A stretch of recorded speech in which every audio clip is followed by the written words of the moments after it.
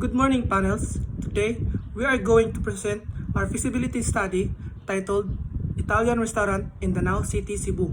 The city of Danao is a third-class component city in the province of Cebu, and it is located 33 kilometers away from the Cebu city, and it is the second largest of the 13 territorial units of Metro Cebu. Danao city economy is gradually developing, and as a result, they are working to evolve and build infrastructures for conducting business ventures. Several restaurants can be found in the surrounding area, piquing customers' interest in visiting the location. After purposely conducting a collective analysis by the proponents and other concerned parties, it concluded an unanimous decision to consider in the proposing a business that is new to the place. This newly proposed business will be the first restaurant to serve purely Italian cuisine to the city. It provides the customers an Italian vibe and ambience with its interior design. This study centralized on becoming a pronounced restaurant in the industry and gradually expanding its market on a wider scale, thereby increasing brand awareness and patronage for its product. Chapter 2 Executive Summary. The Andiamo Mangiare is a newly built restaurant that offers variety of Italian cuisine that focuses on pasta as a main ingredient.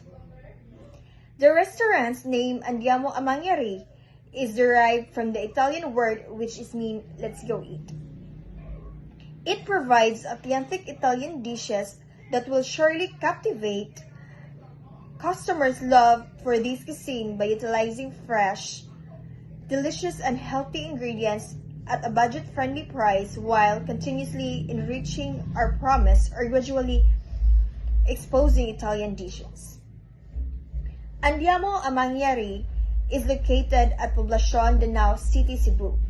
It is found at the second floor of Sands. The Andiamo Mangiare Company offers great deals and satisfactory, well-produced Italian products. It is perfect place to unwind and relax by just enjoying dishes served at the Italian ambience. The business can offer millennials and can appreciate and enjoy the Instagrammable features of the restaurant. Chapter 3 Marketing Aspect. The proponents have chosen this logo because it represents the country where the business dishes originated, and its simplicity easily captivate customers' interest. The name of the business is also included in the logo. Product. Andiamo a Mangiare is an Italian restaurant which offers an Italian cuisine that is somehow new to the taste of the people. The dish that is offered is purely Italian as it is based on every Italian dishes that is offered in every Italian restaurant. Customer or market. The target market of the business are the people who live in Danao City and its neighboring places or municipalities like Carmen, Compostela, and etc. Aside from that, it targets the tourists and other people who will visit the location. The respondents are people whose ranges from 5 up to 51 and above. Location.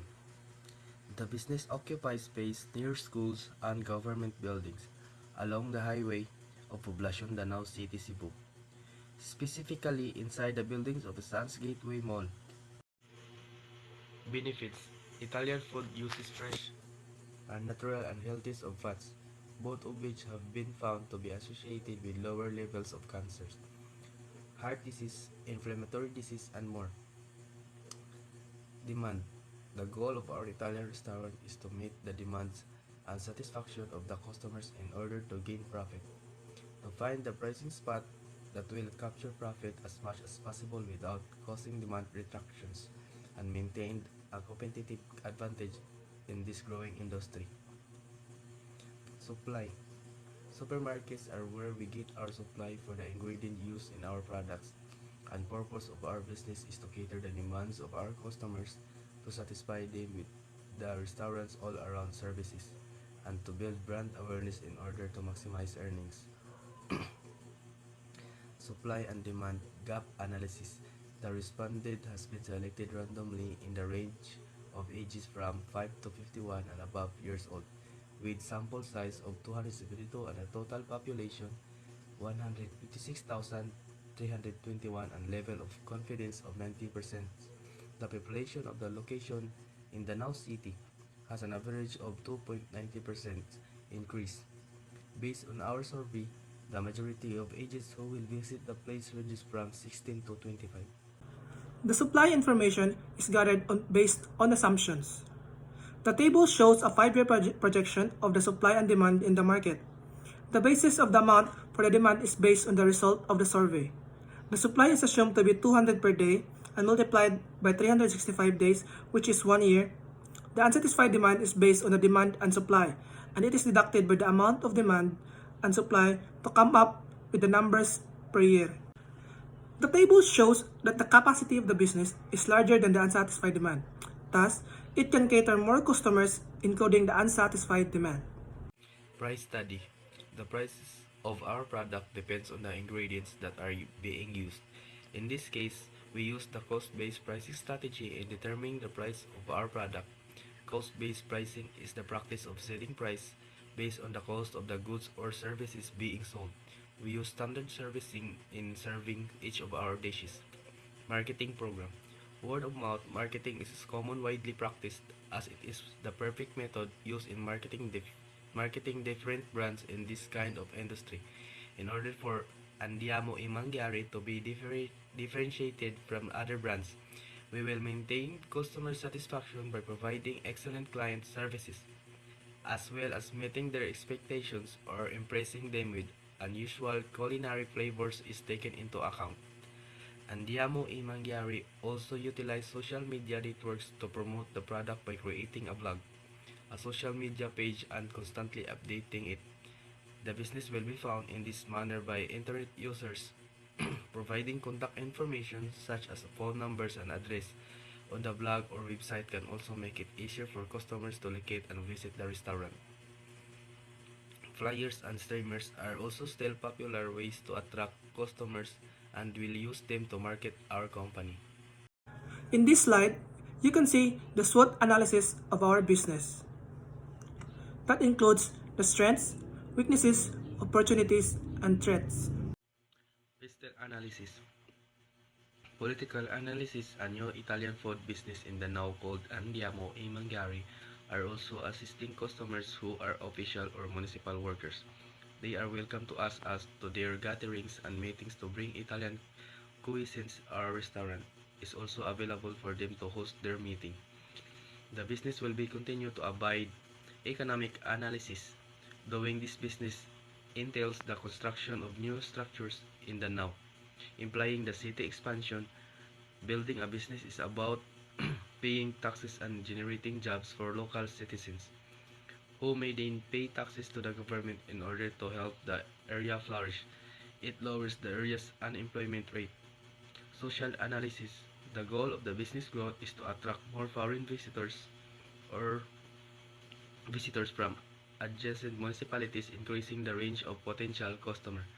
It facilitates in the organization of meetings in various organizations as well as personal gatherings. Technological analysis. It expands, it expands the range of equipment for business. It uses modern equipment and technology to achieve the goal of obtaining quality foods, ambience equipment, services, and more. Environment analysis. Andiamo e Mangiare will make every effort not to obstruct the preservation of a clean environment. Andiamo e Mangiare abides by the waste segregation law. Legal analysis. Andiamo e Mangiare will adhere to all legal regulations for business operations. It will not break any law in order to preserve the city's harmony. In this slide, we have our business model canvas of our business. Chapter 4, Technical Aspect. Andiamo e Mangiare. The proponents chose this name of the business, Andiamo e Mangiare, because it is catchy and people will be amazed on what is it about. The name Andiamo e Mangiare is an Italian word meaning let's go eat. We decided to build this kind of business because we want to establish and introduce various sides of Italian cuisine aside from Filipino food, and let them experience Italian cultures and lifestyles without spending a fortune by going outside of the country. Supply program. For purchasing the raw materials of our product, our main source will be at the big malls just like SM, Robinsons, and Ayala Mall. Same goes with our ingredients. There will be a courier or rider who will be assigned in purchasing the ingredients. They will go weekly to buy the ingredients and deliver to us. Product. The business mainly offers pasta and is cooked into different kind of dishes. We also offers other foods related to Italian dish and beverages. Here are the list of some of our products. Spaghetti cartoccio. Spaghetti pasta, assorted seafood and tomato sauce wrapped in aluminum foil and baked in the oven. Pini buscaiola. Pini pasta, ham, mushroom and tomato cream sauce. Aglio olio spaghetti. Spaghetti pasta with garlic and cooked in olive oil. Margherita pizza. Tomato sauce and mozzarella cheese. Quattro stagioni pizza. Tomato sauce, cooked ham, salami, mozzarella, cheese, olives, mushroom, and herbs. Our location site. The proposed location of the business is located at Poblacion, Danao, City, Cebu. This is where we'll put our business. We will be renting a space inside the Sands building. The parking lot is located outside besides the building. Here, we have our store layout. The proponents choose this kind of layout for the restaurant. It consists of a dining area, bathroom, hand wash area, storage room, counter, and kitchen area inside the restaurant. The process includes the following: ingredients, cooking procedures, flow of operations. Andiamo a Mangiare is an Italian restaurant that serves both cuisine and drinks from the Italian menu. It has reduces to follow before, during, and after business operations, particularly in this time of pandemic. The safety of everyone will be guaranteed. The flow of operations includes the following: pre-opening, operation, close procedures, supply program. Our primary source of raw materials for our product will be any supermarket in Cebu. We can also buy the components of adjacent communities if they have them. Every week, a staff member will be assigned to purchase the merchandise, or a courier will be appointed to deliver the product to us. Target dates. The important measures we must take in selecting when and where to open our Italian restaurant are outlined below. The table shows how many days the restaurant will be finished and open. Each activity will be done every week of the month. Pre-operating requirements. The following requirements must be met for our business to function legally. Financial information. Money is required for the business to function. It allows any business to acquire necessary goods and equipment and to secure necessary business license. Any good financial plan includes financial projections, the cost of the approach specified for the first 12 months of the estimation. As a result, the supplies, equipment, furniture, fixtures, and business requirements are all part of the process. These owners choose to finance the business by getting the capital on a loan. Chapter 5 Management Aspect. Vision. Become a pronounced Italian restaurant in Northern Cebu and provide customer satisfaction at an affordable price. Be a producer and promoter of Italian's best cuisine. Mission. Produce appetizing dishes while providing a high standard of service that consistently exceeds customers' expectation through the use of technology, skilled employees, dedication, and spirit of teamwork. Forms of business organization. This type of business shall be sole proprietorship because it is easy and cheaper to form. It has only fewer government regulations. Unlike other forms of business, the sole proprietorship has a lesser barrier to entry. The owner have the complete control of the business and is liable on all happenings of the business. Here we have our organizational chart. It includes the owner, manager, head cook, cashier, assistant cook, waiter, and waiter. Contingency plan. If the service crew or cashier is absent, the owner will take over their job and responsibilities. Personnel selection, qualifications, and requirements. Personnel selection. Selection process involves gathering of information about the applicants for a position, then using that information to choose most appropriate applicant. The applicant will undergo the following process: application form, selection test, interviews, background checks, and job offer. Qualifications. In order to provide a high quality of service, it is recommended that the evaluating and supporting personnel of the program exhibit certain characteristics such as flexibility, professionalism, caring, assertiveness, thorough training, and solid clinical experience. The following qualifications will provide a better understanding of the requirements to hire qualified personnel for the restaurant. The following personnel are cashier, waiter, cook, and manager. Owner and personnel rules. Owner. Manage financial and business operations, including payroll daily deposits, and cost controls. Recruit and hire employees. Hands-on knowledge of all positions to ensure quality of training for employees. Resolve all types of problems, including customer complaints, to give them full satisfaction. Instruct all staff in proper food preparation, storage, use of kitchen equipment, sanitation, and safety. Set employee schedules, delegated work, and monitored food quality and service performance. Conduct briefing and meeting with staff and employees. Manager. Recruiting, training, and supervising staff. Agreeing and managing budgets. Ensuring compliance with licensing, hygiene, and health and safety guidelines. Promoting and marketing the business. Assessing and improving profitability. Cashier, service crew, and cook. Receive payment, greet and assist customers, keep working area clean, sanitized, and organized. Responsible of the money or cash. Wrote up customers' orders and processed payments. Serve customers food, cook and prepare the foods, stocks and maintain sufficient levels of food products. Follows proper plate presentation and garnish set up for all dishes. Wash the dishes, check the food at all times when cooking. Requirements. It includes 2x2 picture, resume, application letter, police clearance, photocopy of NSO, SSS number, PhilHealth, and medical certificate. Personal scheduling. Here is the personal scheduling for the employees.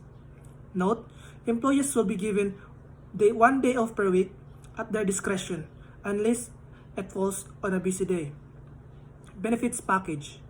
All of the business's employees will be eligible for SSS and PhilHealth benefits.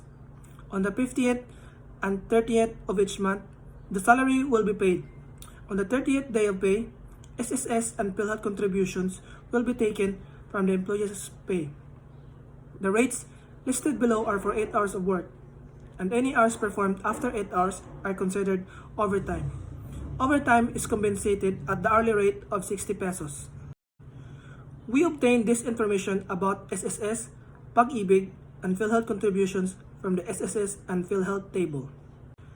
Business policies and schedule recruitment and selection.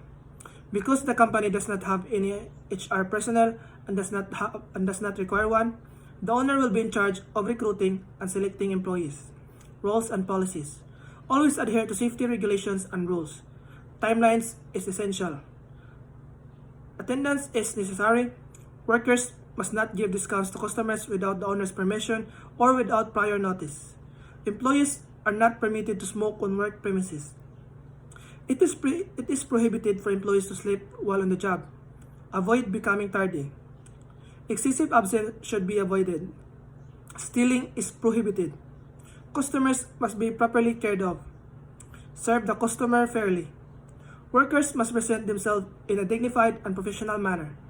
It is not permitted to take a day off right away. Instead, notify the manager 1 day in advance. If there are any salary issues or other concerns, inform the manager as soon as possible. Employees who break the rules and regulations are liable to the following penalties. First offense, verbal warning. Second offense, corrective action or counseling. Third offense, suspension. And the fourth offense, termination. Employees' growth and development. The company is confident that all of its employees will perform admirably over the duration of its commitment.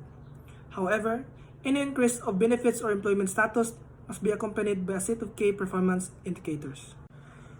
Chapter 6 Financial Aspect. A financial feasibility study's conclusion is used to establish if a proposed project is financially feasible and to forecast the rate of return on invested money. General assumptions. Number 1. 3-year planning is used. Number 2. The owner shall borrow 600,000 as an initial upfront investment with a bearing interest of 5% and shall be satisfied within a 5-year period. Number 3. The expense will be assumed to have an annual incremental increase of 5% for any disruptive economic activities. Number 4. The business set a 30% allocation of its total sales to be the cost of sales. Number 5. The business assumed to set a monthly cost for spoilage, miscellaneous, and repairs and maintenance, 2,500 pesos and 3,000 pesos respectively. Number 6. The business set a 1% allocation of its total sales for sales discount and allowances. Number 7. The business set a 5% allocation of its total available net sales to be segregated as a contingency fund. Number 8. The business set a 5% of the total sales of the current year will be the amount for the inventory. Number 9. 1/4 of the running balance of supply shall be reflected at the end of the accounting period. Number 10. The business using a fiscal year on its accounting cycle. Number 11. The business is using a periodic method in recording all the business's transactions. Number 12. The salary of the employees will have a 3% increase per year. Number 13. The business opts to avail the optional rate of tax over the graduated tax. Number 14. The business is renting the land for 20,000 per month with an increase of 1% per year. The business will be a VAT registered subject to 12%. All monetary value is expressed in Philippine peso. The following graph depicts the sales distribution share by product based on the survey.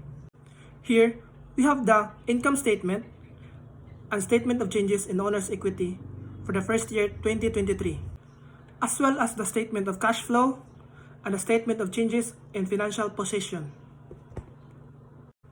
Here, we have the income statement, statement of changes in owner's equity, and statement of cash flow for the second year 2024, as well as the statement of changes in financial possession for the year 2024. Here, the income statement for the third year 2025, and the statement of changes in owner's equity, statement of cash flow, and statement of changes in financial possession. Here, we have the notes to financial statements.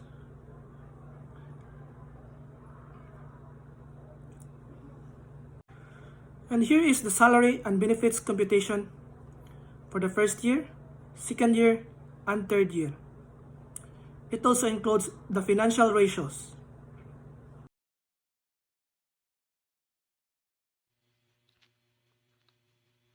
Business legal system.